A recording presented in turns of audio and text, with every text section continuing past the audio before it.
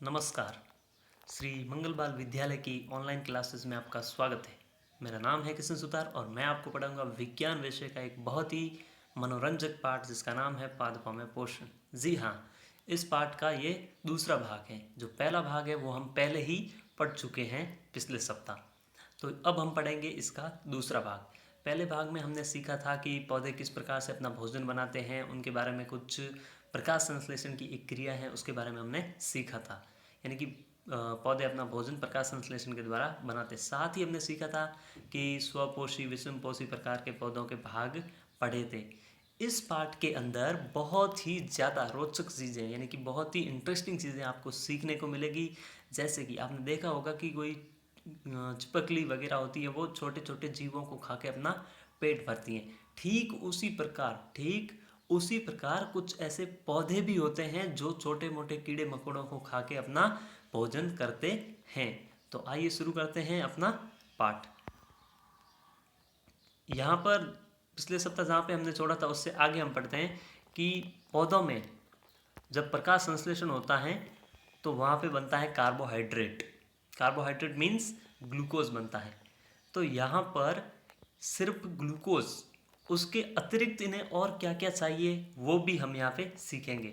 देखिए कि पौधा न सिर्फ कार्बोहाइड्रेट पे जिंदा रहता है बल्कि उसको खाने के लिए नाइट्रोजन ही चाहिए। क्या चाहिए? नाइट्रोजन। यानी कि उसको नाइट्रोजन पदार्थ भी चाहिए। अब चूंकि नाइट्रोजन हमारे पृथ्वी पर सबसे ज़्यादा पाई जाने वाली गैस है तो इनको ये आसानी से मिल जाती होगी, लेकिन नहीं, इनको ये इतनी आसानी से नहीं मिलती। जो नाइट्रोजन होती है वो पौधे अपनी जड़ों के द्वारा ग्रहण करते हैं, क्योंकि पौधों की जड़ों के पास मिट्टी में छोटे छोटे जीवाणु होते हैं। उनके बारे में हम आगे इसके बारे में थोड़ा विस्तार से पढ़ेंगे, लेकिन अभी इतना जान लेते हैं कि पौधे नाइट्रोजन भी चाहिए उनको। कार्बोहाइड्रेट की जगह उसके साथ साथ इसको नाइट्रोजन भी चाहिए होती है। अब इसमें देखिए कि पोषण की अन्य विधियाँ, हमने तो सिर्फ प्रकाश संश्लेषण पढ़ा था, लेकिन कुछ और भी विधि है, यानी कि अन्य प्रकार से भी पौधे अपना भोजन कर सकते हैं। अब इसमें देखिए कि आपको एक चित्र के अंदर ध्यान से देखो, एक पेड़ दिखाई दे रहा है। अब इस पेड़ को अगर गौर से देखते हैं तो पता चलता है कि इसके ऊपर कुछ बेल हैं। एक बड़ी सी बेल है जो इसके ऊपर पूरी तरह से लपेटी हुई है। आप यहाँ पे भी देखते हैं, अपने भी घरों के आसपास देखते हैं, कोई बड़ा पेड़ है, उसके ऊपर छोटी छोटी बेलें लपेट जाती हैं। उसी प्रकार यहाँ पे देखिए कि ये जो अमर बेल है जो इस पौधे के ऊपर लिपटी हुई है, ये क्या करती हैं कि अपना भोजन खुद नहीं बना सकती। इसके पास प्रकाश संश्लेषण करने के लिए कुछ भी नहीं है, लेकिन ये जिस पौधे पर लिपटी हुई है उसी से भोजन अपना बना लेती है, यानी कि उसी पौधे का भोजन खुद यूज कर लेती है। तो इस प्रकार से जो भोजन ग्रहण करते हैं उसको बोलते हैं विषमपोषी प्रणाली। क्या बोलते हैं? विषमपोषी प्रणाली, यानी कि दूसरे पादपों पर निर्भर रहना। क्यों निर्भर रहती है? क्योंकि इनमें क्लोरोफिल नहीं होता है, इसीलिए। अब जिस पर ये आरोहित होते हैं वह पादप परपोषी कहलाते हैं। अब जैसे कि अमर बेल किसी पेड़ पर आरोहित हो गई है, उसके ऊपर लिपट गई है, तो वह परपोषी। और जो लिपटी हुई है बेल, ठीक है, क्योंकि अमर बेल जैसे पादप परपोषी को अमूल्य पोषकों से वंचित करते हैं, इन्हें परजीवी कहते हैं। अब देखिए इसके अंदर जो बड़ा पेड़ है वो तो हो जाएगा परपोषी, और जो अमर बेल है वो क्या हो जाएगी? परजीवी। समझ में आ गया? आगे बढ़ते हैं। इसमें देखो, पहेली जानना चाहती है कि क्या हमारा रक्त चूसने वाले मच्छर, खटमल, जूं, जोंक जैसे जीव भी परजीवी है? बिल्कुल परजीवी है, क्योंकि वे भी अपना भोजन हमारे से या किसी अन्य जानवरों के रक्त को चूसकर ग्रहण करते हैं, यानी कि वो दूसरों पर निर्भर रहते हैं। इसका मतलब वो परजीवी हैं। अब यहाँ पे हम सीखेंगे कि कुछ पौधे ऐसे भी होते हैं जो क्या करते हैं, न सिर्फ प्रकाश संश्लेषण बल्कि दूसरे जो छोटे कीड़े मकोड़े हैं उनको भी खा जाते हैं, यानी कि उन कीड़ों मकोड़ों से भी अपना भोजन ग्रहण कर देते हैं। जी हाँ, एक पौधा है जिसका नाम है वीनस फ्लाई ट्रैप तथा सनड्यू कीट भक्षी। वीनस फ्लाई ट्रैप और सनड्यू कीट भक्षी। ये दो उदाहरण हैं पौधों के। ये क्या करते हैं देखिए कि इस पौधे के ऊपर पत्तियों के साथ में क्या लगा रहता है, ऐसे जो जाल होता है ना मछली पकड़ने के लिए, जैसे उसी की तरह यहाँ पे एक ऐसा लगा रहता है पत्ती के ऊपर, जिसमें क्या होता है कि जैसे ही कोई छोटा कीड़ा मकोड़ा इस पौधे के ऊपर बैठता है तो वो फिसल के इसके अंदर गिर जाता है। अब जैसे ही इसके अंदर गिरता है तो क्या होता है कि इसके ऊपर ये जो ढक्कन लगा रहता है वो बंद हो जाता है, ये इसके ऊपर बंद हो जाता है। और इस ये जो जालीनुमा संरचना है, घट घट मतलब जो घड़ा होता है, ठीक है, उसी की तरह, तो इसके अंदर कुछ पदार्थ होते हैं, द्रव पदार्थ होते हैं, जो क्या करते हैं जैसे ही कीड़ा मकोड़ा अंदर गिरता है तो उसको पचा लेते हैं, पचा के भोजन में परिवर्तित कर देते हैं। तो इनको हम बोलेंगे कीट भक्षी पादप। क्या बोलेंगे? कीट भक्षी। कीट मतलब छोटे कीड़े मकोड़े, भक्षी मतलब खाना खाने वाले। तो ये कीट भक्षी पादप कहलाते हैं। इसमें खास बात यही याद रखनी है कि इसके उदाहरण याद रखने हैं। ये जो इसके उदाहरण दिए हुए हैं कि कौन कौन से कीट भक्षी हैं, तो एक तो है वीनस फ्लाई ट्रैप और सनड्यू कीट भक्षी। ओके, ये याद रखने हैं दोनों एग्जाम्पल इसके। अब क्या होता है कि एक छोटा सा सवाल है इसके अंदर कि इसको समझ में नहीं आ रहा है कि पौधे क्यों कीटों का भक्षण करते हैं। ऐसी क्या ज़रूरत पड़ी कि ये कीड़ों को भी खाने लग गए? भाई प्रकाश संश्लेषण तो इसके पास था पहले से ही, लेकिन कीड़ों को खाने की क्या ज़रूरत पड़ी? उत्तर इसका ये है कि पौधे प्रकाश संश्लेषण से तो अपना खाना बनाते हैं, मतलब उनको कार्बोहाइड्रेट मिल जाता है, लेकिन अतिरिक्त भी तो चाहिए इनको कुछ खाने के लिए, जिससे ये अच्छी वृद्धि कर सके। तो अतिरिक्त जो चीज़ें चाहिए वो पूरी किससे करते हैं? इन कीड़ों मकोड़ों से पूरी कर लेते हैं। नेक्स्ट, मृतजीवी। अब क्या होता है कि आपने कभी कभी ये चीज़ तो देखी है, सबने देखी है, ठीक है, इसको बोलते हैं मशरूम। इनमें कोई जीवन नहीं होता है, लेकिन ये क्या करती हैं, कोई मृत पदार्थ है, सतह कह सकते हैं, कोई सतह पड़ी है, जैसे कोई लकड़ी का टुकड़ा है पुराना, या फिर कुछ मिट्टी के अंदर ये उग आते हैं बरसात के टाइम पे, ज़्यादातर बरसात के टाइम ये दिखते हैं। तो ये कहाँ से उगते हैं? सड़ी गली टहनियों से, जो सड़ी गले हैं, पेड़ पौधों के अवशेष बसे हैं, उनसे ये उग जाते हैं। इनको क्या बोलते हैं? कवक या फंजाई।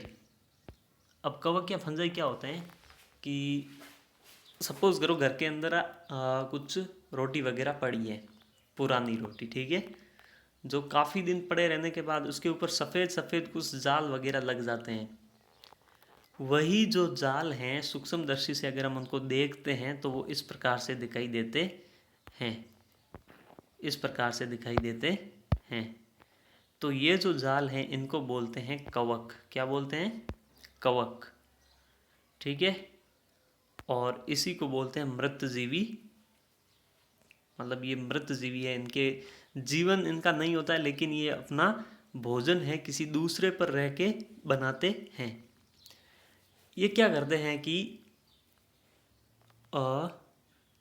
मृत एवं विघटित जैविक पदार्थों से पोषक तत्व प्राप्त करते हैं, मृतजीवी पोषण कहलाती हैं।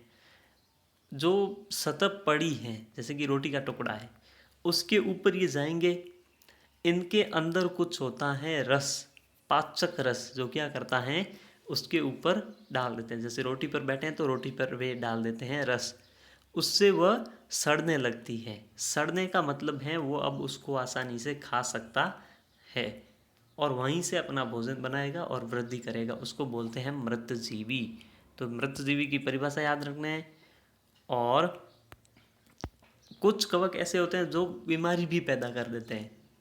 कभी कभी होता है खेतों के अंदर जो फसल लगी रहती है उसके ऊपर कवक लग जाते हैं और पूरी फसल खराब हो जाती है। तो कवक बीमारी भी करते हैं, लेकिन सभी नहीं।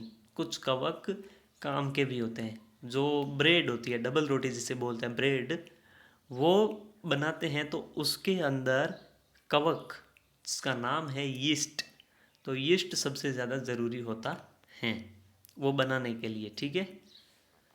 अब सहजीवी संबंध के बारे में याद रखो थोड़ा कि सहजीवी संबंध किसे कहते हैं। देखो, कोई भी अगर पौधा है या जीव है, उसको दो चीज़ें चाहिए, स्थायित्व और भोजन, यानी कि रहने का स्थान और खाने का पदार्थ है, जो भी सामग्री है वो चाहिए। अब कुछ पौधे होते हैं जिनको रहने का स्थान तो मिल जाता है लेकिन वो खाना नहीं बना सकते, और कुछ ऐसे होते हैं जीव जो खाना तो बना सकते हैं लेकिन रहने का उनका कोई स्थान नहीं है। तो क्या होता है कि इसमें क्या होता है, कुछ जीव एक दूसरे के साथ रहते हैं, अपना भोजन आवास एक दूसरे के साथ बांटते हैं, उनको सहजीवी कहते हैं। ये परिभाषा याद रखनी है। होता कैसे है कि हमने पिछले अध्याय में पढ़ा था, पिछले अध्याय नहीं पिछले भाग में पढ़ा था कि लाइकेन होते हैं, और नहीं शैवाल पढ़ा था हमने। शैवाल क्या करते हैं, हरे रंग के, यानी कि वो अपना खाना खुद बनाते हैं।